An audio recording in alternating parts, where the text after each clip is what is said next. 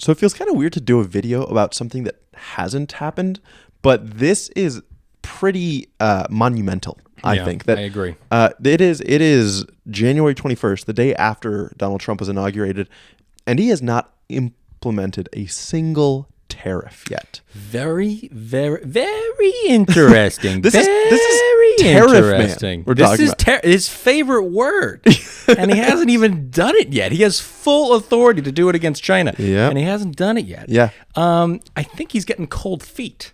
Yeah. I think he's getting cold feet. He put out an executive order saying, I think you know more of the details, but basically saying they're going to look into it. Yes, an executive They'll action. study it. It's like investigate the sources of our trade deficits with specific countries, calling out Canada, Mexico, and China, and evaluate what kind of remedies there might be. Yes. So that seems like a whole lot of nothing. Yeah, obviously on the campaign trail, we were worried. We were starting to think that it was pretty likely that he would put these tariffs in on day one because he was very specific. Like he tweeted 3 weeks ago or something, on day one, I will put 25% tariffs on Mexico and Canada and 10% tariffs on China. I was ready for it. I mean, I was fully expecting it. And then I was waiting throughout the day, refreshing my phone, looking at the markets, waiting for it, and just never happened. And I was like, okay, well. And so what he said now is that the 25% tariffs on Mexico and Canada will come on February 1st. Do you buy it?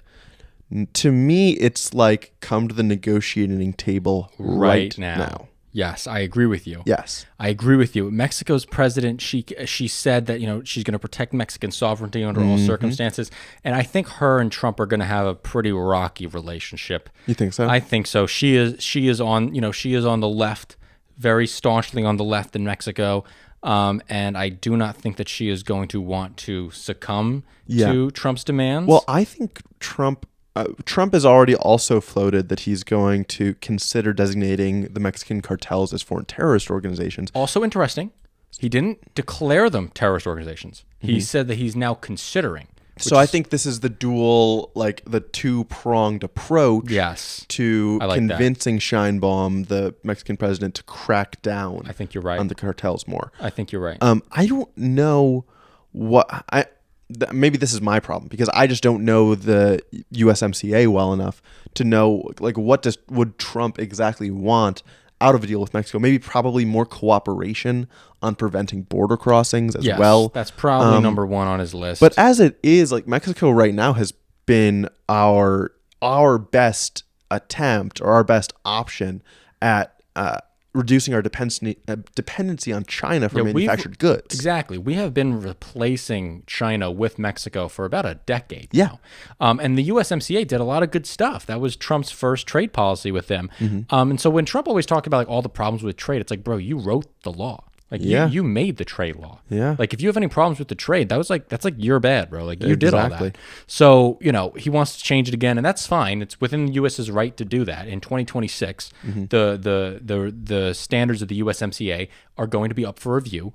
And so I think he's trying to buy as much leverage to go into the negotiation with as possible. Yeah. Which is fine. I mean, I think that's a good approach as long as he doesn't actually do the tariffs. Yeah, it's just well, that's the thing. It's what do you want? What great outcome can you get that is worth threatening these tariffs with? Especially against Canada, who he's Canada is fentanyl, and you're like, what do you? He's applying the same critiques to Canada as he is to Mexico, as far as fentanyl coming in over the border, undocumented crossings. It's Canada's what are you talking about, man? What are you on about right now? What's so funny is that Trump has been trying to absorb Canada, obviously, right? Which is fucking hilarious, insanity. And one of the premiers of Canada from Alberta. Alberta is like the Oklahoma or West Virginia of Canada. They're the most conservative province. And Jesse Waters, who's the Fox News host, basically asked me, he's like, why don't you want to just be a part of the United States? He's like, if I was a foreign country, I would love to become the United States. Yes. And the premier's like, well, we have our own history. And Jesse Waters no, you don't. I think I saw part of that because Jesse Waters also, he started to get hostile. Yeah. Because he was and I am deeply offended that you don't want to become a part of the United States. It's and the other guy's just sitting there awkwardly are we going on about? I'm in my own country. Yeah, he's like it's like he's talking to the Emperor from Star Wars. Yeah. You know? Yeah, it's so messed up. It's weird, but it is interesting that, first of all, it's encouraging that the people, like, this certainly doesn't make it seem like the people who said the tariffs are just a negotiating tactic. Huge amount of credibility to those people right now. Right now, like, they look more right, because otherwise, it's so weird because Trump, he's just been doubling down on this and saying he's going to do this on day one. Maybe it's not weird because it's Trump, right? Right. This is just how it goes. Right, and it's all lies and it's all bluster, and so like maybe you can't take anything he says worth for anything, and you just got to wait and see. Yeah. You know, which I just hate that's like the operation business, because like these do affect our international relations with these countries, right? Like our Mexican and Canadian relationships are actually affected by the inconsistencies and derangements of a madman. Totally. But he's actually not a madman, because it is in his brain somehow calculated. Like there is something going on there. It's not schizophrenic. Exactly. Right. It's calculated in his own fucked up way. Yes. You know. We're just positing that it's the wrong calculation. But now here's the other interesting thing, because he said he would institute these 25% tariffs on Canada and Mexico on February 1st, but there has been no mention of the China tariffs. Yeah. And this is really interesting to me, because he also recently had a call with Xi Jinping that he truthed about or tweeted about or something, where he said, our countries are going to work together and we're both going to really economically prosper. He proposed that like there would be joint ownership of TikTok between the U.S. and China, where it's 50-50 stakes, which we'll talk about at a different time. But like there appears to be some China softening happening here. Which would be good for the world. Right. If we are able to soften on China and restrict them from invading Taiwan by, integrating in the economy safely. See, I think it's more of a balance in the way that like when one side goes down, the other one goes up, where I think if he softens on China now, it means he is becoming more okay with and less resistant to an invasion of Taiwan. I think he's backing away from defending Taiwan in that instance. Okay. That's what I would guess. Okay. I think like, you know how there's fight or flight or freeze or whatever? There's also like latch. And so like if someone's being really mean to you, sometimes you just want to like kill them with kindness and like give them a big hug. But that doesn't mean you're going to be okay with them doing anything bad to you. But it's just like a tactic for them to not do something bad to you. Okay. You know?